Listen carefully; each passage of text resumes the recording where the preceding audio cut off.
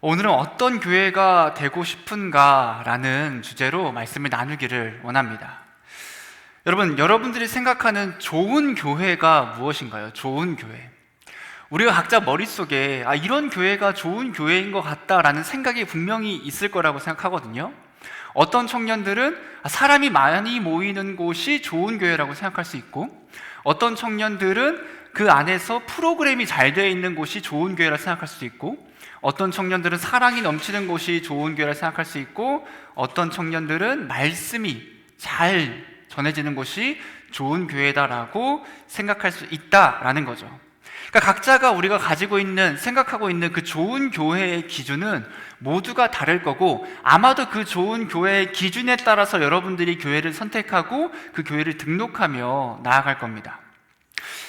여러분들, 제가 항상 말하지만 우리가 어떤 교회의 어떤 것의 기준을 잡기 위해서는 항상 기준이 되어야 하는 것은 성경이거든요. 그러니까 좋은 교회를 어떻게 알 수 있는가? 바로 하나님의 말씀인 성경에서 그 교회에 대해서 어떤 교회가 좋은 교회라고 이야기해주고 있는가를 봐야 한다라는 거죠.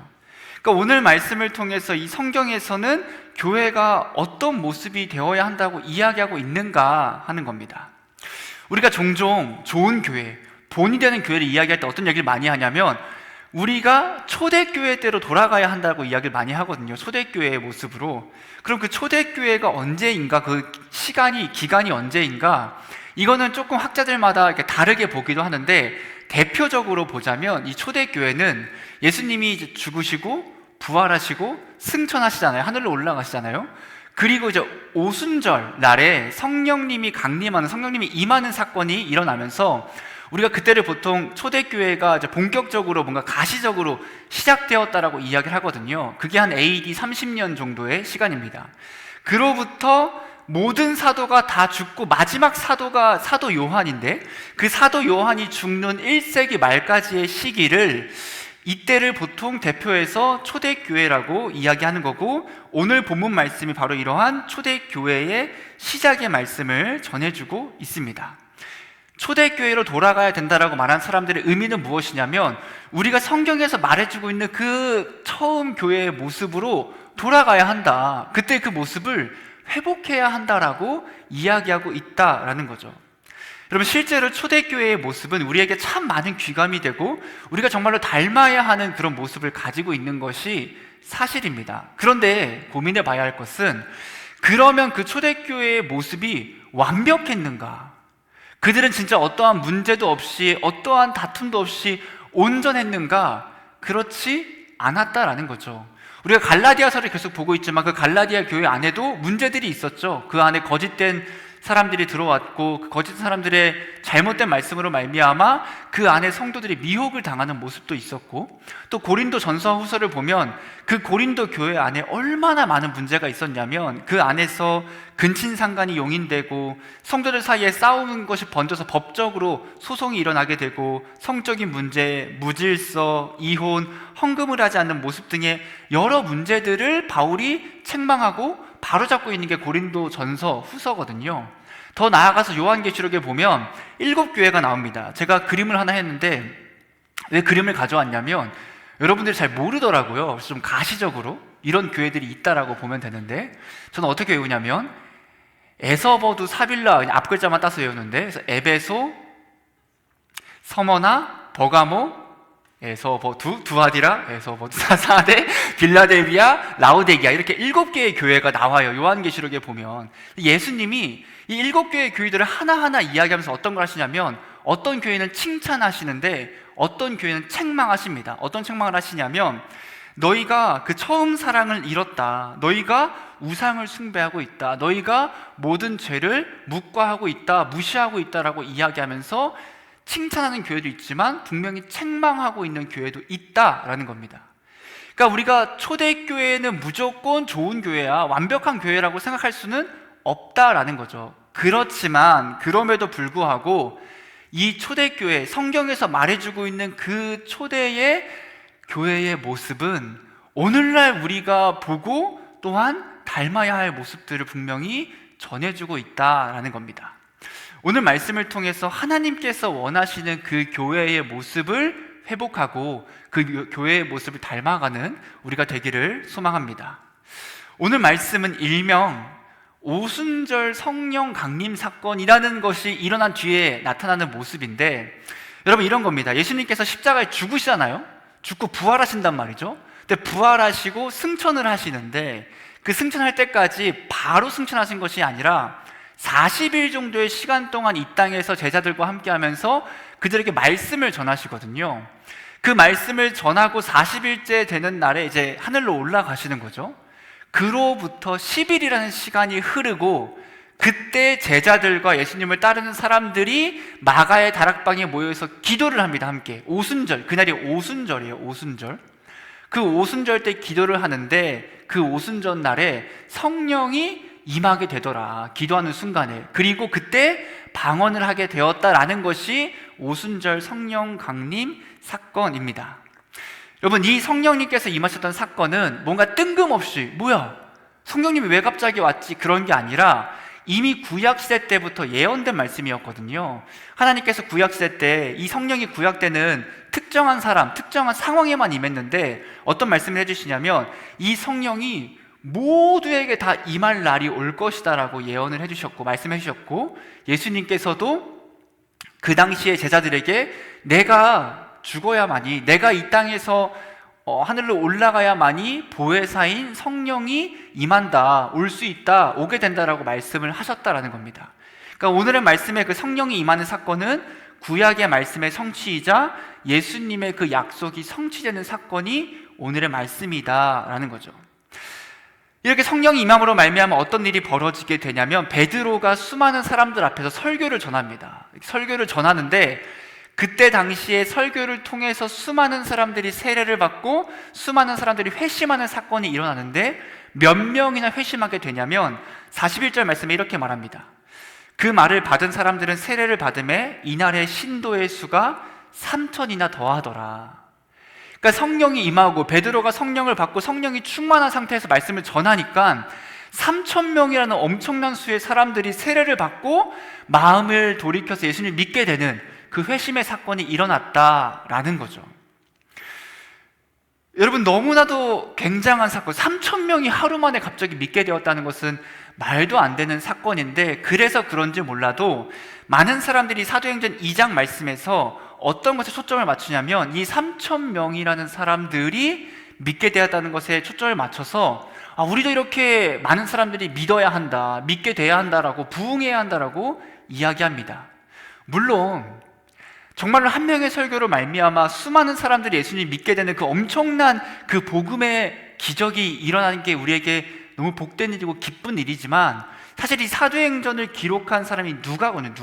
그 누가복음을 기록한 누가인데, 그 누가가 이 말씀을 쓸 그때에 그 누가의 초점은 이 41절 말씀 하나만 본 게 아니라 사실은 42절부터 47절까지의 말씀이 더욱더 그의 초점이었던 것으로 보입니다. 즉 성령이 임하고 성령이 충만한 그 성도들이 어떻게 살아가는가, 어떠한 모습을 보이는가를 더욱더 중요하게 다루고 있다라는 거죠.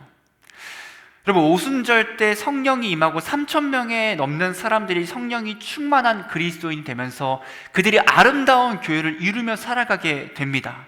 그러면서 그 교회의 모습을 크게 네 가지의 모습으로 볼 수 있는데, 우리가 그 네 가지의 모습을 통해서 우리가 어떤 교회의 모습으로 나아가야 하는지 나누기를 원합니다. 첫 번째로 이런 교회가 되길 원합니다. 바로 우리는 말씀을 배우는 교회가 되어야 한다라는 거예요. 42절 상반절에 이렇게 이야기합니다. 그들이 사도의 가르침을 받아.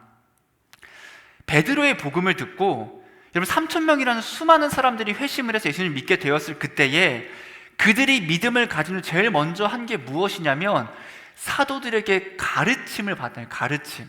그러니까 어떤 가르침을 받았겠습니까? 복음이죠. 복음에 대해 들은 거예요. 예수님이 어떤 분이신지, 그분이 어떤 일을 행하셨는지, 어떻게 구원받았는지 등등의 그 복음을 그들이 배웠고 배우기를 원했다라는 거죠. 우리가 주목해야 할 한 가지 부분이 무엇이냐면, 복음을 듣고 회심한 그 성도들이, 그 신자들이 어떤 거에 초점을 맞췄는가 하는 겁니다. 여러분, 그 당시에는 어떤 일들이 있었냐면 막 방언하죠. 갑자기 막 외국말 하고 있죠. 그리고 사도들이 표적과 기적을 보이는 엄청난 일들이 벌어지고 있었을 그때에 그 3천 명의 사람들이 그 모습을 딱 보고 우와, 방언을 하네? 막 병을 고치네? 안진뱅이가 일어나네? 이런 거에 초점을 맞춰서 기적을 더 보여달라, 기적을 행해달라고 하는 것이 아니라, 이성과 지성들을 무시했던 것이 아니라 그들에게 성령이 임하고 성령이 충만함으로 말미암아 가장 먼저 왔던 것은 말씀을 가르쳐달라 하고 말씀을 배웠다라는 겁니다. 여러분, 성령이 충만할 그때에는 뭔가 기적과 이적의 눈이 머는 것이 아니라 말씀을 가장 먼저 배우고 말씀을 알고 싶어하는 그 마음이 생긴다라는 겁니다. 초대교회는 복음을 배우고 복음을 가르치는 교회였고, 오늘날 우리도 이러한 모습과 같이 복음을 배우고 그 말씀을 가르칠 수 있는 사람들이 되어야 한다라는 거죠. 여러분, 우리는 말씀을 배우고 말씀을 알고자 하는 마음이 여러분들에게 심겨져 있습니까? 우리 청년부 안에는 말씀을 좀 배울 수 있는 프로그램이 여러 가지 있거든요. 먼저 주일 예배를 통해서 여러분들이 제가 전하는 말씀을 듣고 말씀을 배울 수 있죠. 또 두 번째는 우리가 함께 공적인 예배가 끝나면 이제 셀 모임을 하면서도 함께 나누면서 또 말씀을 두 번째로 더 깊게 배우며 나아가고 합니다. 그리고 세 번째 또 어떤 프로그램이 있냐면 상반기, 하반기에 걸쳐서 양육반, 성장반을 하면서 말씀을 더 깊게 나눌 수 있는, 배울 수 있는 시간이 있고, 마지막으로 정말 좋은 팀이 있는데 이제 말씀팀이 우리에게 있거든요. 제가 가져왔습니다. 말씀팀이 크게 세 가지 프로그램을 해요. 어떤 걸 하냐면 수요 통독회, 참고로 방학했습니다. 수요 통독회. 그래서 가셔도 없어요, 아무도. 그러니까 방학 때 쉬시고. 몇 월에 하죠? 승현이 어디죠 혹시? 손 한 번만. 9월에 한다고 합니다. 9월에 수요 통독회 9월에 시작하고, 또 어떤 게 있냐면 성경 필사의 밤, 그리고 갓생 클럽이라는 것을 하면서 우리가 청년부 안에서 함께 말씀을 나누자, 말씀을 묵상하자라고 하는 그 팀이 있다는 거예요. 그럼 부끄러운 고백이지만 제가 저 중에 딱 하나만 갔는데, 그 하나도 저번 주죠. 저번 주 수요일에 마지막 방학하기 직전에 꼭 한번 가야겠다 싶어서 제가 한번 참여를 했는데, 그 말씀 수요 통독회에 참여를 했는데 몇 명이 있었냐면 저까지 4명의 청년이 함께 말씀을 묵상하는 시간을 가졌습니다. 어떻게 생각하면 우리 청년들의 수에 비하면 4명은 참 적은 거 아닌가?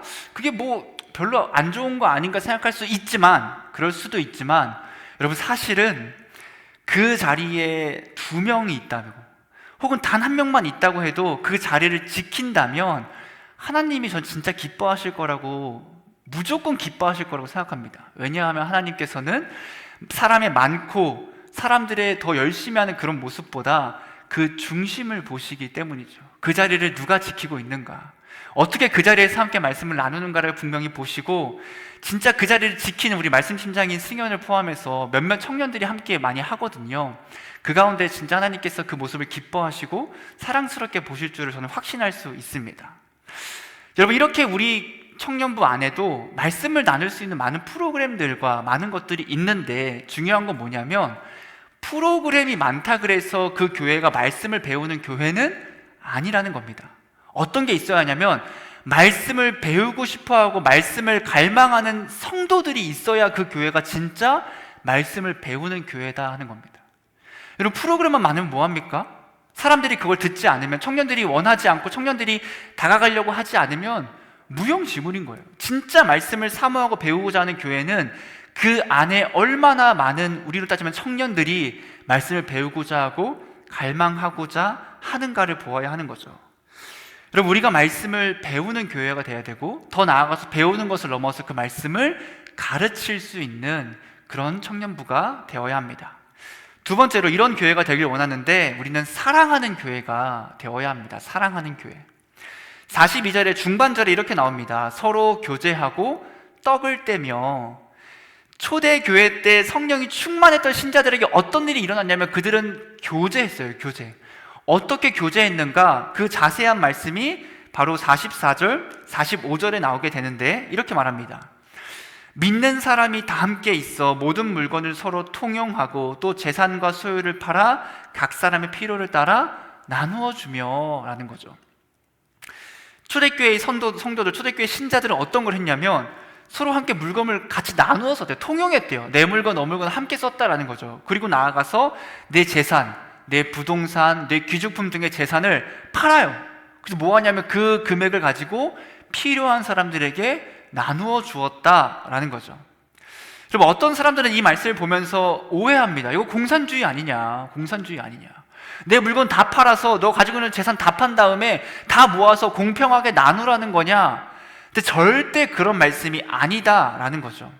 여러분, 이 말씀의 중요한 요지는 무엇이냐면 서로 간의 필요를 채워주는 그 사랑의 교제가 이 초대교회 때는 넘쳐났다. 사랑의 교제가. 내가 가지고 있는 물건을 빌려주고 함께 나누어 쓰는 모습이 어떻게 가능한가? 어떻게 그렇게 할 수 있습니까? 여러분, 제가 말씀을 가만히 묵상하다가 우리나라에도 분명히 이런 모습이 있었다는 것을 발견하게 됐는데, 제가 어떤 드라마를 좋아하냐면 응답하라 시리즈를 상당히 좋아하는데, 그 응답하라 중에 응답하라 1988이라는 드라마가 있어요.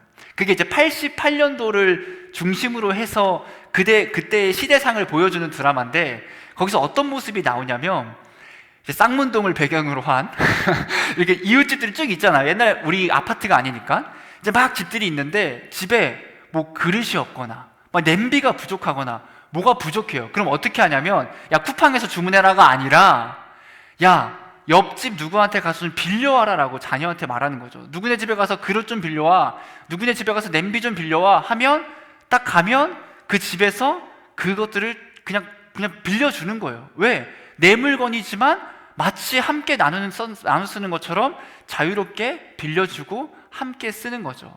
또한 음식을 막 줄 때가 있거든요. 드라마에 보면 뭐 고구마를 준다거나 옥수수를 준다거나 뭘 줘요.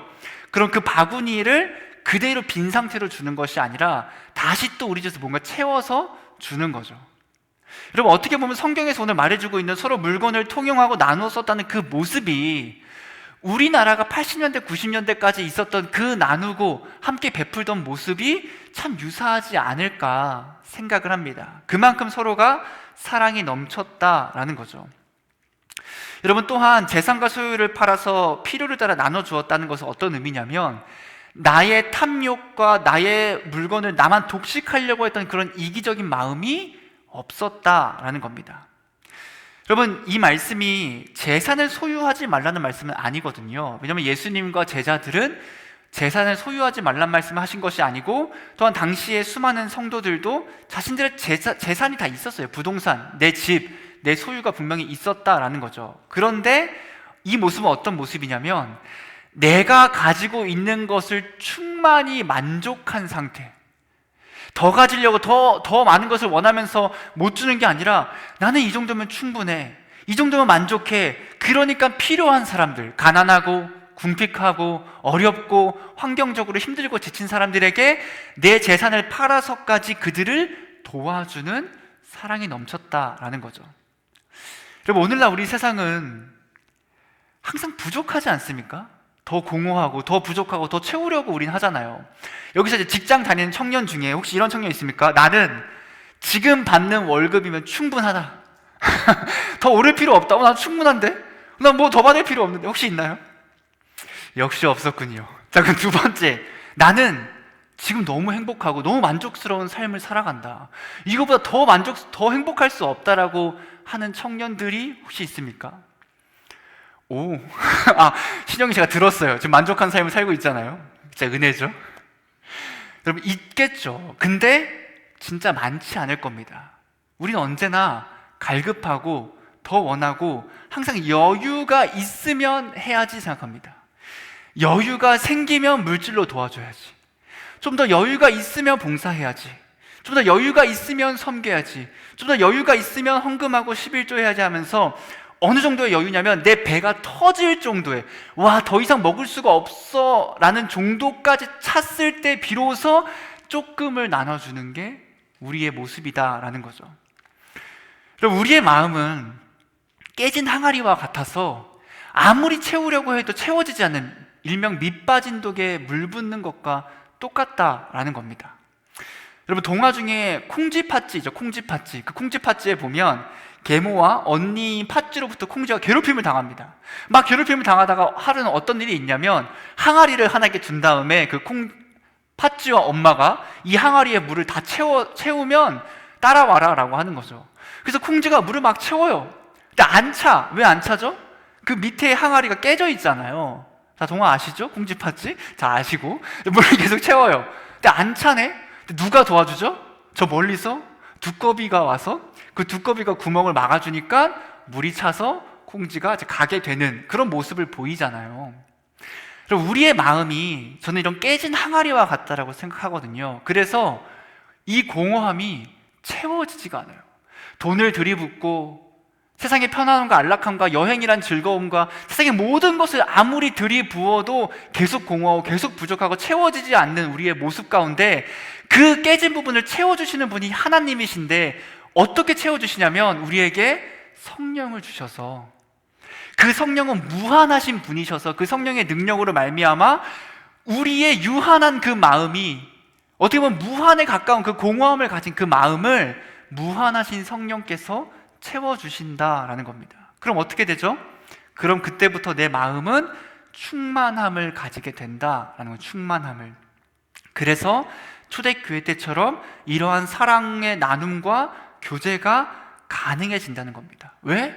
하나님께서 나에게 지금 주신 것이 너무 만족스럽고 너무 충만하여서, 감사하여서 내가 받은 것을 나보다 더 어렵고 힘든 사람들을 위해 거뜬히 사용하게 되는, 내가 부자여서가 아니라, 내가 월 4,500씩 벌어서가 아니라, 내가 사람들이 보기에는 별거 아닌 것처럼 보여도 내가 하나님 앞에서 너무 감사하고 만족하여서 충분히 거뜬히 사람들을 향해 그 사랑을 전해줄 수 있게 된다라는 거죠. 여러분, 요한 1서에도 말로만이 아니라 그 사랑을 직접 실천해야 한다고 말해주고 있는데, 요한 1서 3장 17절 19절에 이렇게 말합니다. 우리 함께 읽어볼까요? 시작. 누가 이 세상의 재물을 가지고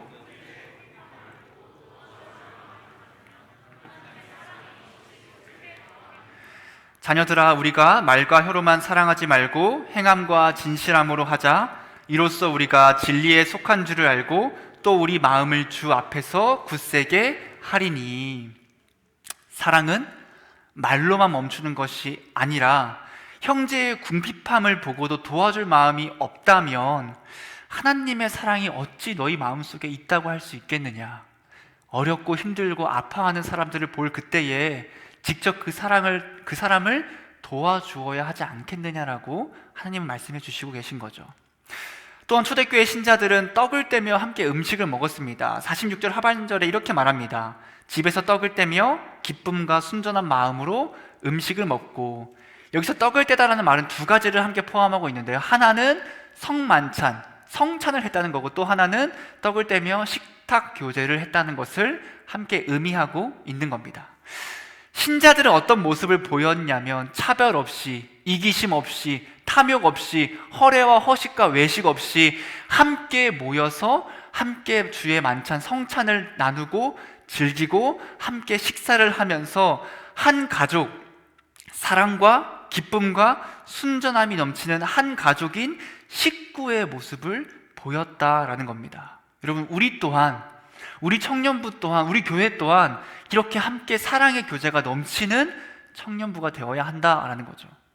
세 번째로도 이런 교회가 되길 원합니다. 우리는 예배하는 교회가 되어야 합니다.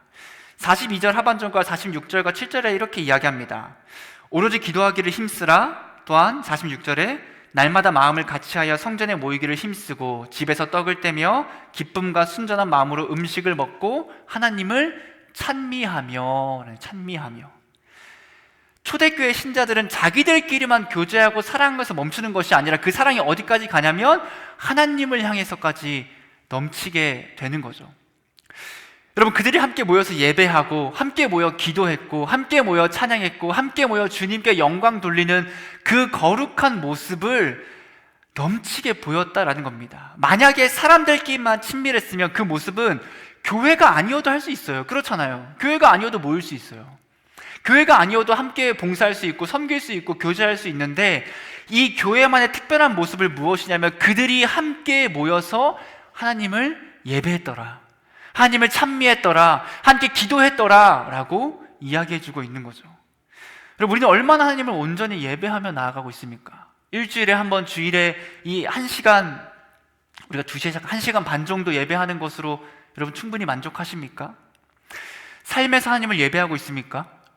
하나님의 말씀을 묵상하고 있습니까? 하나님께 기도하고 있습니까?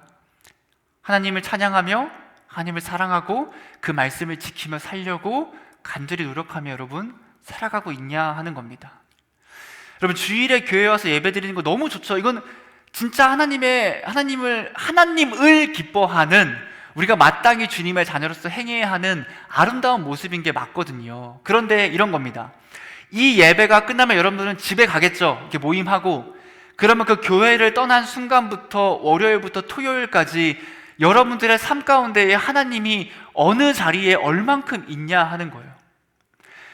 내가 주일을 제외한 월요일부터 토요일까지 하나님을 몇 번이나 생각하고 어떻게 사랑하고 어떻게 예배하고 어떻게 찬양하고 어떻게 주님과 동행하는 삶을 여러분 살아가고 있냐 하는 겁니다. 월요일부터 토요일까지는 아무 생각도 안 하고 있다가 주일에 와서 하나님 예배합니다 하고 다시 이 교회를 나가는 순간 주님을 잃어버리고 하나님을 예배하지 않는 게 우리의 모습이 아닌가 하는 고민을 해봐야 합니다. 또한 과연 우리가 기도하고 있느냐 하는 겁니다. 여러분, 얼만큼 기도하시나요? 우리가 이 주일에 예배 때 기도해봤자 다 합치면 한 5분 될까요? 5분? 여러분, 5분 기도하고 평일에 단 한 번도 기도하지 않진 않습니까? 우리 청년부가 진짜, 제가 말씀을 준비하면서 우리 청년부 진짜 아름다운 교회네라고 느낀 게 뭐냐면, 말씀팀도 있지만 기도팀도 있거든요. 제가 기도팀 홍보도 해드리겠습니다. 자, 기도팀은 어떤 일이 있냐면, 제가 이렇게 우리 우진이가 사진을 달라고도 안 했는데 주더라고요. 그 때마침 너무 잘 됐다 해서 고맙다고 받았는데, 순서가 조금 섞였는데 제가 그냥 잘 말씀해 드리면, 매주 화요일마다 화요 기도회를 합니다. 화요 비전으로 해서. 이 기도회는 자유롭게 개인이 와서 그냥 개인 기도를 하는 시간이고, 또 매월 마지막 주에 허들링 기도회와 중보 기도회를 하는데, 허들링 기도회가 제 기준으로 이제 오른쪽 끝에가 허들링 기도회고, 아마도 저 가운데나 그 왼쪽이 중보 기도회 중에 하나의 모습일 텐데, 이것은 이제 매월 마지막 주에 격월로, 우진이 어디죠 혹시? 맞죠? 저 틀리게 말하고 있는 거 아니죠? 틀리면 말씀해 주세요. 오해해서 오시면 안 되니까. 그렇게 기도팀을 진행하고 있거든요. 하지만 더 부끄러운 소식은 제가 기도팀을 아직 한 번도 못 갔다. 제가 왜 이런 고백을 하냐면, 그냥 제가 선포하려고 하는 거예요. 제가 다음 주에, 이렇게 말 안 하면 내가 안 갈까봐 그냥 설교 때 해버리는 겁니다. 다음 주에 화요일에 제가 꼭 갈 테니까, 뭐지? 박수 치지 마세요. 주님만이. 꼭 갈 테니까 여러분 다 제가 선포했으니까, 제가 안 오면 저를 신랄하게 비판하시기 바랍니다. 꼭 가고, 제가 바쁘다는 핑계 때문에 사실 못 갔어요. 실제로 바쁘기도 했고, 우리 아기가 집에서 기다리고 있는데 얘를 두고 갈 수 없으니 화요일에 꼭 가고, 마지막 주에 제가 꼭 참여하도록 하겠습니다. 여러분, 저만 갈 수 없죠? 여러분, 이런 기도팀과 말씀팀이 있습니다. 여러분, 우리 청년부는 진짜, 저도 올해 처음 왔지만 진짜 아름다운 교회의 모습을 참 닮아가려고 노력하고 있다는 것을 많이 보게 되는 것 같아요. 성령이 충만했던 초대교회는 하나님을 예배하고 함께 기도하는 모습이 넘쳐났습니다. 우리 청년부가 이 모습을 담기를 원합니다. 함께 아름답게 예배하고, 더 나아가서 삶으로 예배하고, 더 나아가서 함께 기도하는 그 기도가 넘치는 청년부가 되기를 원합니다. 마지막 네 번째입니다. 네 번째로는 전도와 선교하는 교회가 되어야 한다는 겁니다.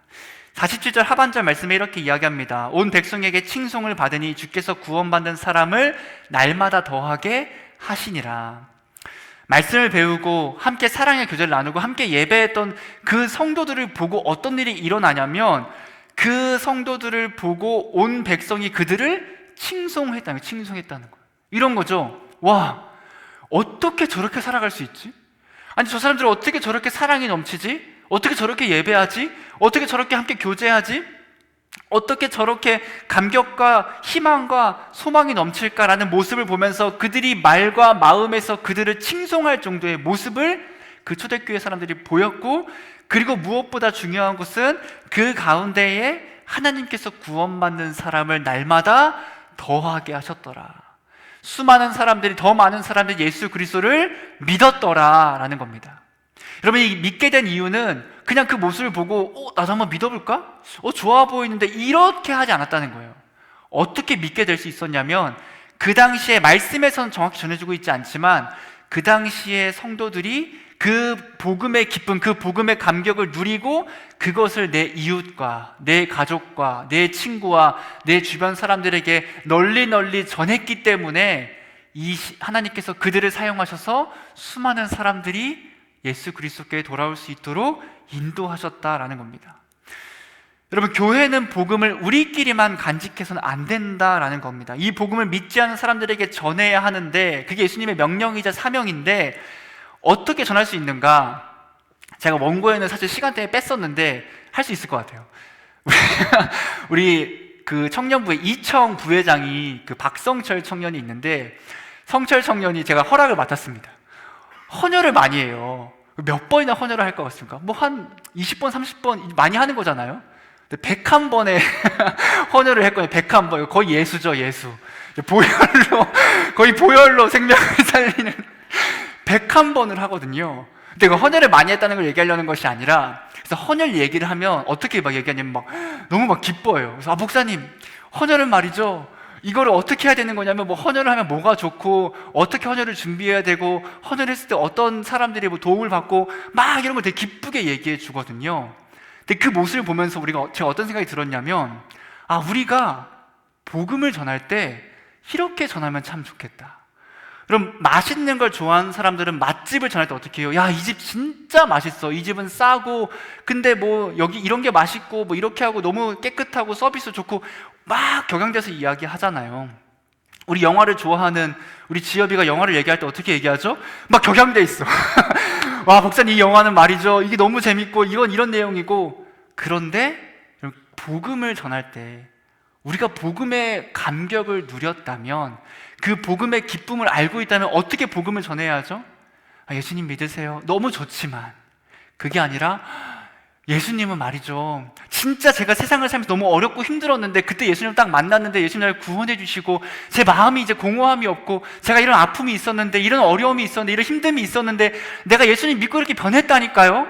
예수님은 그런 분이라니까요. 너무 좋으신 분이라니까요. 라는 것을 격양돼서 기쁨으로 전했던 사람들이 초대교회의 사람들이지 않았겠습니까? 바울이 그렇게 전하고 있고 베드로가 그렇게 전하고 있다라는 거죠. 우리가 어떤 교회가 되어야 하는가? 바로 복음을 이렇게 기쁨으로 전하는 그런 교회가 되어야 합니다. 그럼 마지막으로, 그렇다면 어떻게 이런 모습이 가능했을까 하는 거죠. 어떻게 이런 모든 게 다 가능했을까? 그 한 가지는 그들에게 성령의 충만함이 있었기 때문이다라는 겁니다. 그리고 우리 안에 성령의 은혜와 사랑이 가득할 때 비로소 아름다운 교회의 모습이 나타나게 됩니다. 우리의 힘만으로는 절대 불가능하다는 거죠. 왜 불가능하냐면, 우리는 말씀을 배우기 싫어해요. 제가 그렇게 말씀을 읽어라 해도 안 읽잖아요. 그렇죠? 왜 안 읽죠? 싫은 거예요. 뭐 귀찮은 거예요. 교제하는 것도 귀찮아요. 꼭 교제해야 되나? 그냥 혼자 다니면 안 되나? 혼자 지내면 안 되나? 하나님보다 다른 걸 더 사랑하고 복음을 전하기 꺼려하는 게 그게 죄성이에요. 우리의 죄성, 우리의 인간으로서의 죄성, 우리 스스로 힘으로는 사라지지 않는 그 죄성이 우리의 모습이라는 거죠. 근데 그 모든 죄성을 다 무너뜨리고 그 공허함을 채울 수 있는 분은 성령밖에 안 계시다는 겁니다. 우리 마음에 그 성령이 충만할 그때에 비로소 이 모든 것이 가능해지고 우리가 하나님의 아름다운 교회가 될 줄을 믿습니다.